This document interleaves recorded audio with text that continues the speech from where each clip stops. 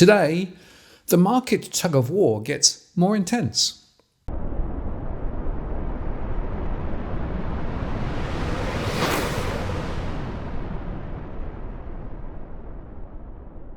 Hello again, it's Martin North from Digital Finance Analytics, World Latest Posts covering finance and property news. This is our weekly market update, and there's lots to talk about today. US stocks closed higher on Friday after a labour market report showing moderating wage growth in May indicate that the Federal Reserve could skip a rate hike in 2 weeks. While investors welcomed a Washington deal that avoided a catastrophic debt default, with the Senate passing a bill late on Thursday to lift the government's $31.4 trillion debt ceiling, and that avoided what could have been a catastrophic first ever default. But, as an old TV show soap used to say, confused, you will be. And this is certainly appropriate for the current complex market dynamics. The market has actually been rallying since last October, hoping that the Fed would pause its rate hiking campaign and start cutting rates in the latter half of this year. With this broadening rally, markets are embracing another upside surprise on the economy, Mohamed El-Erian said in a tweet. Underlying this is a lower risk of recession. Indeed, and as I've argued before, there is no need for the economy to fall into recession unless it's hit with another Fed policy error. But, of course, the bullish case does hinge on the economy avoiding a recession, employment remaining strong, and wages supporting consumption, helping to elevate corporate profit margins and supporting higher market valuations, and the Fed pausing its tightening campaign as inflation falls. And yet, if the economy does avoid a recession and employment remains strong, the Fed has no reason to cut rates. Now, the Fed may stop hiking rates, but if the economy is functioning normally and inflation is falling, then there's no reason to cut. And given that if you get sustained economic growth and low unemployment, that could well keep inflation elevated, leaving the Fed with little choice but to become more aggressive in its tightening monetary policy. And two other factors to also consider are, firstly, the narrow base of the current rally. It's a mirror image of last year when big tech was on the nose. Now investors are holding shares in the massive tech and growth companies, and that's leading the charge. And of course, they're now debating whether to cash out or to stay in further for the ride. And there's a second impact too, the lag effect of past rate rises, which typically takes maybe 18 to 24 months to work through to the real economy. And that is also creating a split of performance between the goods and the services inflation readings, which also can have a significant impact. By the way, a record $8.5 billion flowed into tech stocks in the last week, according to data from BOA Global Research, as investors piled into a rally that has seen the tech-heavy Nasdaq 100 gain 33% in 2023.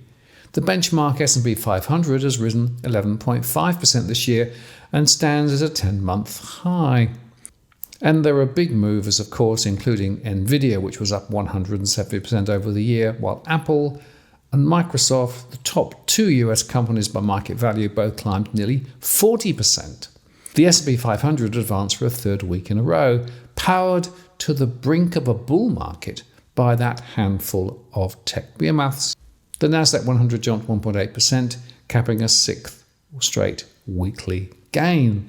The tech-heavy Nasdaq surged to a 13-month intraday high and posted its sixth straight week of gains that marked its best swinging streak since January 2020. But underneath the surface, value shares lagged growth for a seventh week of underperformance. The Russell 1000 Value Index fell 4% in May, compared with a gain of a similar size for its growth counterpart. And by the way, that's the biggest spread in favour of the latter since 2000. Yet others see reason for caution. Among them is the narrowness of the market's rally. The 5 largest stocks in the S&P 500 have a combined weight of 24.7% in the index. That's a record high dating back to 1972, according to Ned Davis Research. The heavy weightings could mean more significant fallouts for the broader market should those names falter. We have had this big run, and the essential question is, do you believe it's going to continue, or do you believe that things are going to return to the mean, said Peter Tutz, president of Chase Investment Council. Excitement over advances in artificial intelligence is a key factor fueling gains in the mega cap stocks. But of course the question with AI is it really going to generate significant income down the track, or is it yet another hype? Nvidia slid 1.1% for a second day of declines after briefly entering on Wednesday the elite club of mega cap stocks valued at $1 trillion or more, on hopes artificial intelligence would deliver significant future returns. But Nvidia's almost 170% rise to date highlights investors face a market dominated by the outperformance of megacaps, while most other companies tread water. Nobody really explains to me how they're going to make any money from it, said Michael Landsberg, Chief Investment Officer at Landsberg Bennett Private Wealth Management. A company like Nvidia going up so much in such a short period of time, that doesn't make any rational sense. Now, the US economy created 339,000 new jobs in May. That was well above the 180,000 expected, definitely indicating that labour market conditions are easing. The jump in the unemployment rate from a 53-year low of 3.4% in April reflects a drop in household employment and a rise in the overall workforce. A bigger labour pool is easing pressure on businesses to raise wages and therefore helping to decelerate inflation. While it appears to be a hot number on the actual number of people employed, the wage rate is not increasing as fast, said Kim Forrest, Chief Investment Officer at Broker Capital Partners. So there is a softening effect, and the question is this the mythical soft landing? Well, some would say it looks like it. The data brought relief to investors who mostly expects the Fed to pause hiking rates at its policy meeting on June the 13th and 14th. It would be the first halt since the Fed started its aggressive anti-inflation policy tightening more than a year ago, but some pointed to much hotter than expected jobs data as a sign the Fed will still have to do more to tame inflation.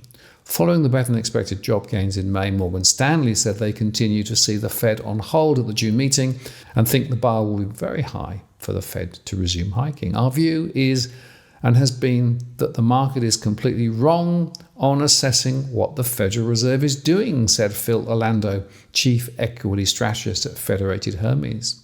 The market's perception is that this economy is going to cool. Inflation was going to collapse, and the Fed was going to turn around and start cutting interest rates. That's wrong, he said. Now, the St. Louis Fed president said recently that the aggressive policy we pursued in the last 15 months has stemmed the rise in inflation, but it's not clear we're on a path to the Fed's 2% inflation target. He declared he would need to see meaningful declines in inflation to convince him more rate hikes weren't necessary. It may warrant taking out some insurance by raising rates somewhat more to make sure that we really do inflation under control. Now, there was a phalanx of hawkish comments from a governor and two Fed heads, which really did move the markets during May. The new Dallas president spoke in Santanio, warning the data in coming weeks could yet show that it is appropriate to skip a meeting. As of today, though, we aren't there yet. We haven't yet made the progress we need to make, and it's a long way from here to 2% inflation. And soon after, another Fed governor in a different venue added, inflation is too high, and we have not yet made sufficient progress on reducing it. Well, the Fed funds futures shows a 71.3% probability that the Fed will hold rates steady in 2 weeks. That's down from 79.6% on Thursday, according to the Fed Watch tool.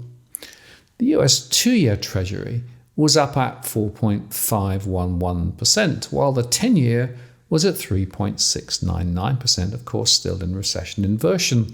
But the big question now is whether the US Treasury, as they issue bills to replenish their low reserves, sucks up liquidity and pulls rates higher, even as the Fed continues its QT tightening.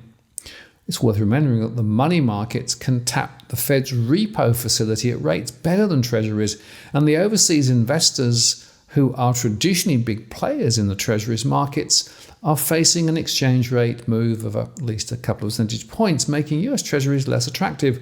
So that could be another source of uncertainty ahead, and really goes to the question of liquidity. Anyway, the Dow Jones Industrial Average rose 2.12% to 33,762. The S&P 500 gained 1.45% to 4,282, and the Nasdaq added 1.07% to 13,240. For the week, the S&P 500 rose 1.82%, the Dow added 2.02%, and the Nasdaq gained 2.04%. Now, interestingly, shares in Verizon Communications and T-Mobile declined after a report said that Amazon was in talks with the US telecoms to offer low-cost wireless services to its Prime members. Verizon slid 3.2%, while AT&T and T-Mobile declined 3.8% and 5.6% respectively. Amazon, on the other hand, gained 1.2%. SentinelOne slumped 35% after the cybersecurity company cut its annual sales outlook after reporting quarterly revenue that fell short of Wall Street estimates amid a weaker macroeconomic backdrop. Over in Europe, European stocks traded higher on Friday, helped by the progress on the US debt ceiling bill, as well as signs of life in the Chinese manufacturing sector. The DAX in Germany traded 3.4% higher, the CAC 40 in France rose 1.87%, and the FTSE 100 in London declined 1.56%. The economic news in Europe was less impressive, though, as German retail sales rose less than expected in April from the previous month, climbing 0.8% month on month. Sales were expected to increase 1% on the previous month, and on an annual basis that translated to a fall of 4.3%. And as discussed in a previous post, the Eurozone inflation trends are not going to stop the ECB from lifting rates further despite Germany's recession. And whilst the US debt ceiling deal is done, gold isn't quite dead yet, as some have been speculating. Futures on the yellow metal settled down on Friday for the first time in 3 days, but the drop could not wipe out gains over the previous days, leaving gold in positive territory for the week. The front-month gold contract on the COMEX was $1,963 an ounce, down about 1.56% on the day. And the benchmark for gold hit a 2-week high of just over $2,000 earlier on. For the week, it was up 1.3%. So gold had a positive week, despite the dollar rising for a second time in 3 sessions as forex traders reacted to the debt ceiling problem going away, at least for now. But some money has flowed out into growth stocks and from gold. In oil, fears that the OPEC Plus alliance of world oil producers could announce a third production cut in 9 months led crude prices to rally again on Friday, significantly paring weekly losses. New York traded West Texas Intermediate crude settled up 2.52% at $71.92 a barrel. For the week, WTI was down 1.3%. On Wednesday, the US crude benchmark hit a 4-week low of $67.03. London traded Brent crude settled up 2.85% at $76.40, and for the week Brent was down 1%. The global benchmark for oil hit a 4-week low, $71.39 on Wednesday. Crude prices sank earlier in the week, partly on concerns over an unresolved US debt ceiling agreement and worries that the Federal Reserve could hike rates again when the central bank's policymakers meet on June the 14th. But chiefly, the weakness in oil was on speculation that market bulls could be disappointed by an absence of production cuts when ministers of OPEC Plus meet on Sunday to discuss market supportive action for crude prices that have fallen by more than 10% this year. By Friday, though, there appear to be more positives than negatives for those long in oil. Notwithstanding the potential for more cuts being announced at the weekend, OPEC Plus has had limited success this year in bolstering the market through supply squeezes.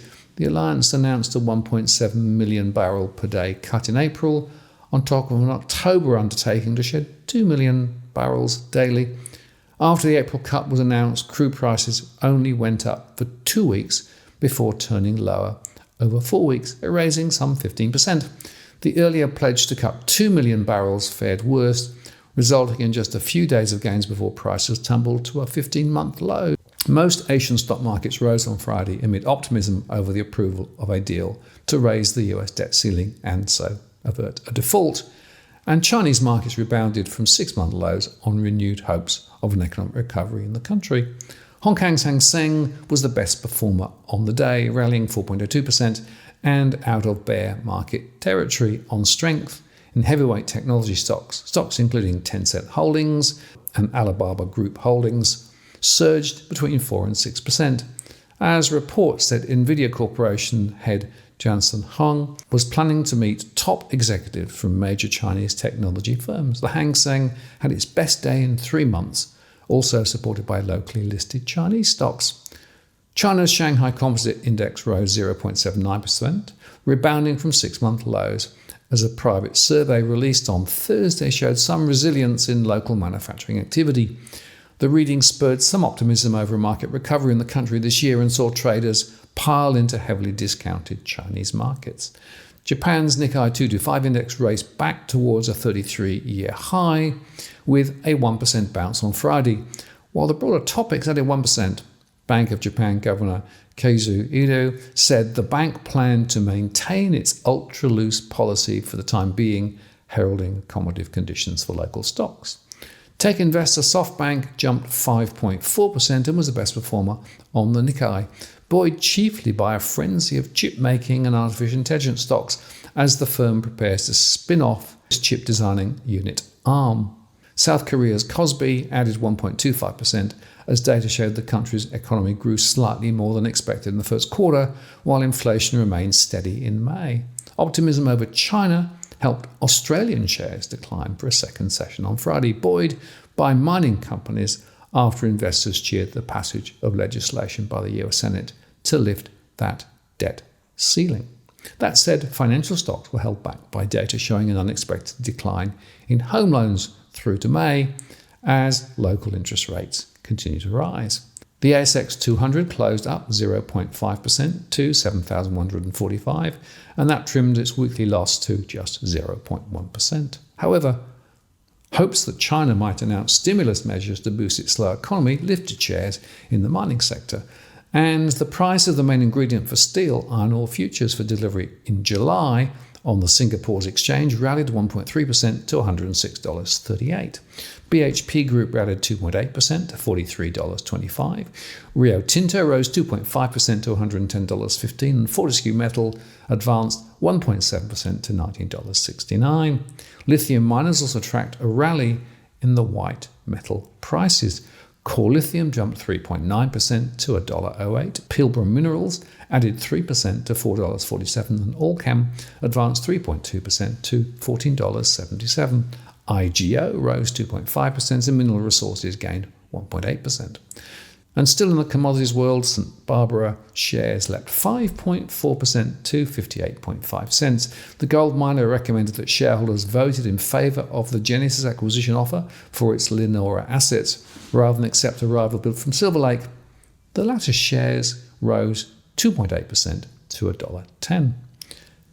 Palladian Energy shares vaulted 10.7% to 67 cents after the Namibian government clarified its position on taking stakes in mining and petroleum companies.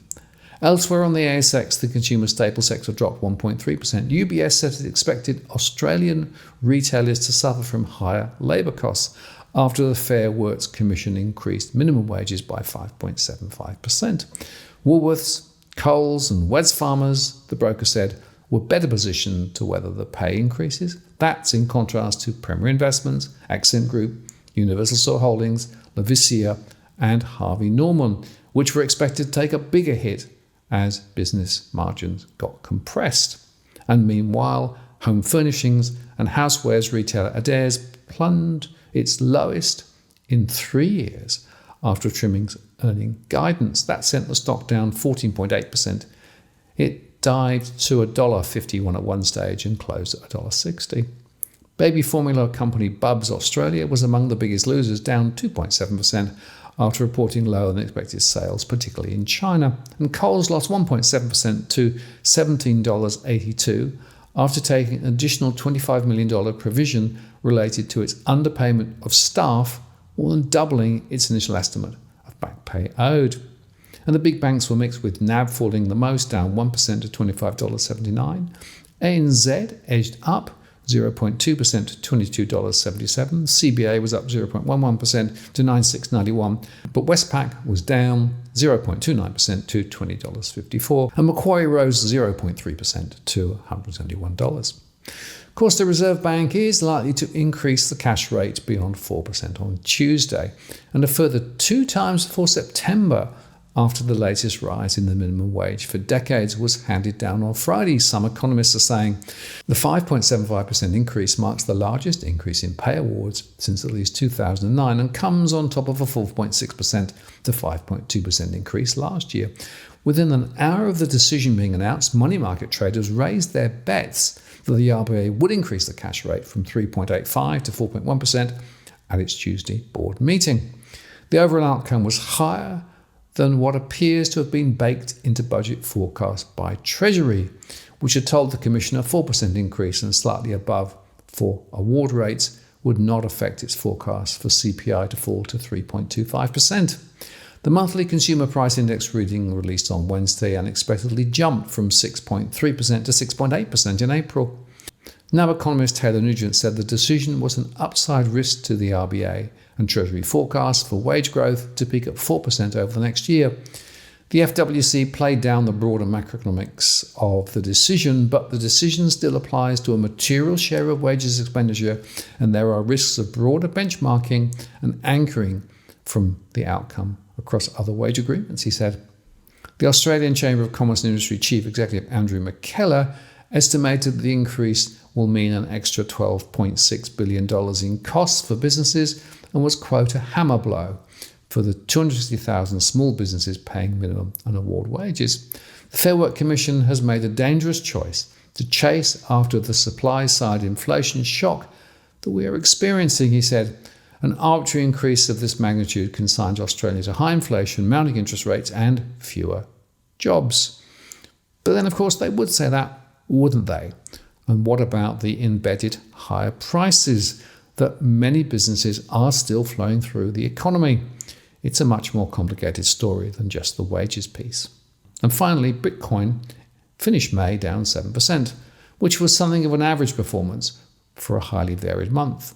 In fact, if you look at multiple time frames, the trading suite Decent Trader saw little reason to expect an abrupt trend change yet, warning of moderately bearish or declining signals on its proprietary trading instruments. It flagged downside support levels tied to key moving averages.